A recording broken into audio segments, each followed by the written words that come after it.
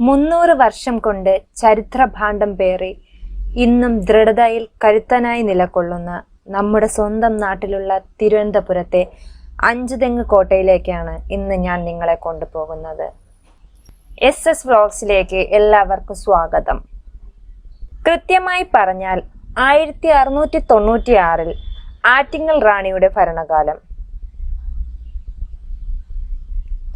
ഈ അഞ്ചുതെങ്ങ് കോട്ടയ്ക്ക് മറ്റൊരു പേര് കൂടി ബ്രിട്ടീഷുകാർ നൽകിയിട്ടുണ്ടായിരുന്നു കേട്ടോ. ആഞ്ചങ്കോ ഫോർട്ട് എന്നായിരുന്നു അവർ വിളിച്ചിരുന്നത്. കേരളത്തിൽ ബ്രിട്ടീഷുകാർക്കെതിരെയുള്ള ആദ്യത്തെ കലാപമായി ആറ്റിങ്ങൽ കലാപം എന്ന പേരിൽ ചരിത്രകാരന്മാർ ഇതിനെ രേഖപ്പെടുത്തി കാണുന്നു. ബ്രിട്ടീഷുകാരുടെ ആധിപത്യത്തിന്റെ അടിസ്ഥാനം സ്ഥാപിച്ചതും ഇവിടെ തന്നെയാണ്. ഇങ്ങനെ ഒട്ടനവധി ചരിത്ര പ്രാധാന്യമുള്ള ഒരു സ്ഥലമാണ് ആഞ്ചങ്കോ അഥവാ അഞ്ചുതെങ്ങ്. 1690 ആറ്റിങ്ങൽ പ്രദേശം ആറ്റിങ്ങൽ റാണിയുടെ ഭരണത്തിലായിരുന്നല്ലോ. അന്ന് ഫ്രഞ്ചുകാരുടെ ആധിപത്യം ഈ മണ്ണിൽ ഉറപ്പിച്ചിരുന്ന കാലഘട്ടം കൂടിയായിരുന്നു. ബ്രിട്ടീഷുകാരുടെ കേരളത്തിലേക്കുള്ള വരവിനെ വെല്ലുവിളി അനുഭവിക്കുന്ന കാലത്ത് ഫ്രഞ്ചുകാരെ കെട്ടുകെട്ടിച്ച് ബ്രിട്ടീഷുകാർക്ക് കേരള മണ്ണിൽ ആധിപത്യം ഉറപ്പിക്കുവാൻ പറ്റിയ ഒരിടം അവർ കണ്ടെത്തിയത് അഞ്ചുതെങ്ങായിരുന്നു. അതിനുള്ള ശ്രമത്തിൽ അവർ വിജയിക്കുകയും ചെയ്തു. കടൽ വഴിയായിരുന്നു അന്ന് ശത്രുക്കൾ അധികവും രാജ്യത്തെ ആക്രമിക്കുവാനായി തിരഞ്ഞെടുത്തിരുന്നത്. അതിന് സാങ്കേതികമായ പല കാരണങ്ങളും ഉണ്ടായിരുന്നു. തന്റെ രാജ്യത്തെ ശത്രുക്കളിൽ നിന്നും സംരക്ഷിക്കാൻ തങ്ങൾക്ക് കഴിയുമെന്നും അതിനുള്ള സൈന്യവും മറ്റ് ആയുധങ്ങളും തങ്ങളുടെ പക്കലുണ്ടെന്നും ആ ഉത്തരവാദിത്വം പൂർണ്ണമായും തങ്ങൾ നിറവേറ്റുമെന്നും ബ്രിട്ടീഷുകാർ റാണിയെ പറഞ്ഞു ധരിപ്പിച്ചു. സൈന്യത്തെയും ആയുധശേഖരത്തെയും സൂക്ഷിക്കുവാനും നിരീക്ഷണങ്ങൾക്കും അഞ്ചുതെങ്ങ് ഭാഗത്ത് ഒരു കോട്ട അനിവാര്യമാണെന്നും പറഞ്ഞു. റാണിക്ക് വില കൂടിയ സമ്മാനങ്ങളും പാരിതോഷികങ്ങളും നൽകി ബ്രിട്ടീഷുകാർ റാണിയിൽ നിന്നും കോട്ട കെട്ടുവാനുള്ള അനുവാദവും നേടുകയുണ്ടായി. കിട്ടിയ അവസരം പാഴാക്കാത്ത അവർ കോട്ട പണിയുകയും അവരുടെ ഗൂഢലക്ഷ്യം ആരംഭിക്കുകയുമാണുണ്ടായത്.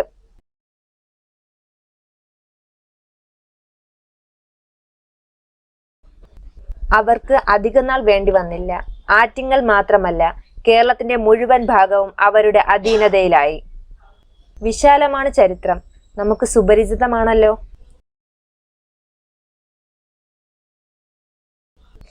കേരളത്തിലെ സുഗന്ധദ്രവ്യങ്ങൾ പാവപ്പെട്ട കൃഷിക്കാരിൽ നിന്നും ചൂഷണം ചെയ്ത് കോട്ടയിലെത്തിച്ചു. അവിടെ നിന്നും കപ്പൽ വഴി കള്ളക്കടത്ത് നടത്തി സ്വന്തം നാട്ടിലെത്തിക്കുകയായിരുന്നു കോട്ട കൊണ്ട് അവർ ലക്ഷ്യമിട്ടത്. ആർക്കിയോളജി സർവേ ഓഫ് ഇന്ത്യയുടെ കീഴിലാണ് ഇന്ന് ഈ കോട്ട നിലകൊള്ളുന്നത്. പ്രവേശനം തികച്ചും സൗജന്യമാണ്. കോട്ടയുടെ യഥാർത്ഥ പ്രവേശന കവാടം കടലിന് അഭിമുഖമായിരുന്നു. എന്നാൽ പൊതുജനങ്ങൾക്ക് ഇപ്പോൾ പ്രവേശനമൊരുക്കിയിരിക്കുന്നത് പുറകു ഭാഗത്തു കൂടിയാണ്. ഗതാഗത സൗകര്യം കണക്കിലെടുത്തിട്ടായിരിക്കും അങ്ങനെ ചെയ്തിട്ടുള്ളത്. ഗതാഗത സൗകര്യം ഇന്നത്തെ പോലെ ഇത്രയും സൗകര്യത്തിലായിരുന്നില്ലല്ലോ അന്ന്. കടൽ മാർഗമായിരുന്നു അന്ന് ഗതാഗതത്തിനായി ഉപയോഗിച്ചിരുന്നത്. ഇന്നത്തെ പ്രവേശന കവാടത്തിന് ഇരുവശത്തും കോട്ടയുടെ ചരിത്രവും സന്ദർശകർക്ക് വേണ്ടിയുള്ള നിർദ്ദേശങ്ങളും അടങ്ങിയ ചെറുതും വലുതുമായ അനേകം ഫലകങ്ങൾ മലയാളത്തിലും ഇംഗ്ലീഷിലുമായി കാണാം.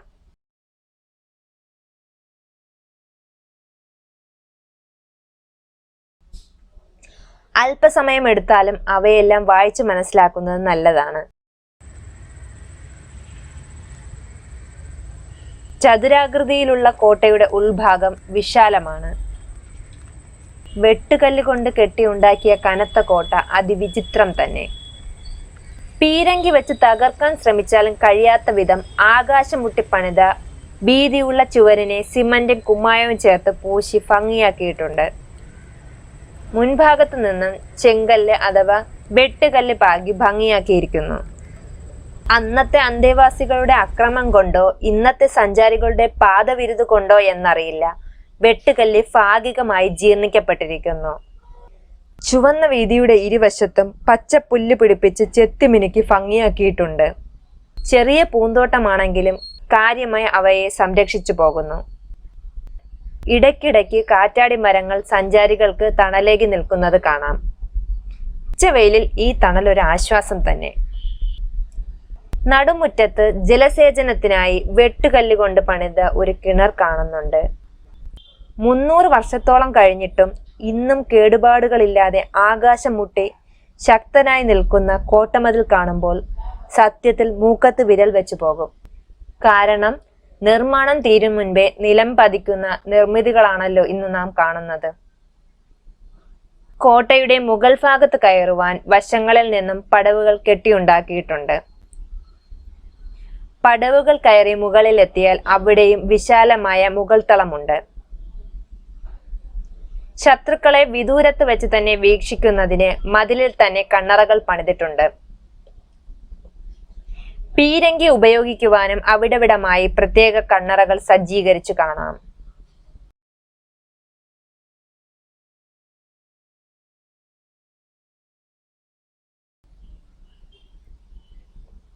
കോട്ടയുടെ മുകൾ ഭാഗത്ത് കൂടി യഥേഷ്ടം 4 ഭാഗത്തും സഞ്ചരിക്കുവാൻ 4 അടിയോളം വീതിയിലാണ് കോട്ടയുടെ ചുവർ പണിതിട്ടുള്ളത്. മുകൾ ഭാഗത്തു നിന്നുള്ള കാഴ്ചകൾ മനോഹരമാണ്. മുകൾ ഭാഗത്തു കൂടി നടക്കുമ്പോൾ പ്രത്യേകം സൂക്ഷിക്കണം. കാരണം സുരക്ഷിത ഭിത്തികളോ ഹാൻഡ് റെയിൽസോ ഒന്നും തന്നെ ഇവിടെ ഇല്ല.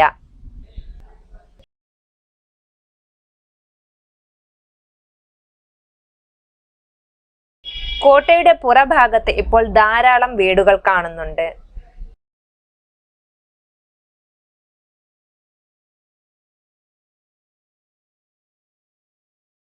ഒരു ഭാഗത്ത് നോക്കിയാൽ നീലയും വെള്ളയും പെയിന്റ് അടിച്ച ഒരു ലൈറ്റ് ഹൗസും കാണാം.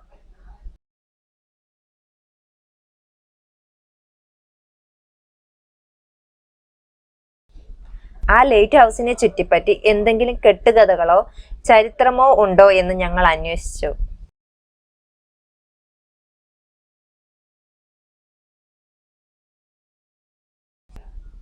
അതിനെപ്പറ്റി ആർക്കും ഒരറിവും ഇല്ല എന്ന് തോന്നുന്നു. ആരും ഒന്നും പറഞ്ഞില്ല.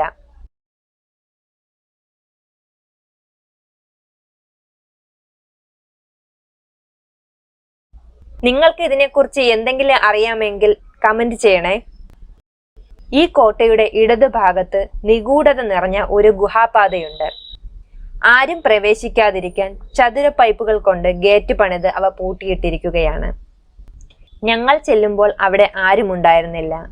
എങ്കിലും ഗുഹാവീതിയെക്കുറിച്ചുള്ള ഐതിഹ്യങ്ങൾ ഞങ്ങൾ കേട്ടറിഞ്ഞു. ആരും അകത്ത് പ്രവേശിക്കരുത് എന്ന് വിലക്കിയിട്ടുള്ള ബോർഡ് ഒരു വശത്ത് കണ്ടു. ഭയപ്പെടുത്തുന്ന കഥകളാണ് പറഞ്ഞു കേൾക്കുന്നത്. സത്യമോ അസത്യമോ എന്നറിയില്ല. ബ്രിട്ടീഷുകാർ കോട്ട ഉപേക്ഷിച്ചു പോയതിനു ശേഷം ഈ ഗുഹാപാതയിലൂടെ പുല്ലുമേഞ്ഞു നടന്ന ഒരു പശു വളരെ വൈകിയിട്ടും മടങ്ങി വരാതായപ്പോൾ അതിനെ അന്വേഷിച്ചെത്തിയ ഉടമസ്ഥൻ ഈ ഗുഹാപാതയിലൂടെ പശുവിനെ തേടി നടന്നുപോയി. നിർഭാഗ്യവശാൽ ആ മനുഷ്യനും തിരിച്ചു വന്നില്ല എന്നതാണ് ഐതിഹ്യം. എല്ലാ ഗുഹകൾക്കും ഓരോരോ ഐതിഹ്യങ്ങളുണ്ട്. കൊടൈക്കനാലിലെ ഗുണാകേവിനെ പോലെ. ഒന്ന് പ്രകൃതിദത്തവും മറ്റൊന്ന് മനുഷ്യനിർമ്മിതവും എന്ന് മാത്രം. ഈ ഗുഹാപാതയിലൂടെയാണ് സുഗന്ധദ്രവ്യങ്ങളും മറ്റു കള്ളക്കടത്ത് സാധനങ്ങളും കപ്പലിൽ കയറ്റുവാൻ കൊണ്ടുപോയിരുന്നത്. ഈ ഗുഹാകവാടം എവിടെ അവസാനിക്കുന്നു എന്ന കാര്യം ഇന്നും ആർക്കും അറിയില്ല. ഒരുപക്ഷെ അപകടം നിറഞ്ഞ തുരുത്തായതുകൊണ്ട് ആരും പോകാതിരിക്കുവാൻ അറിയാവുന്ന പൂർവികന്മാർ ആരോടും പറയാത്തതുമാകാം.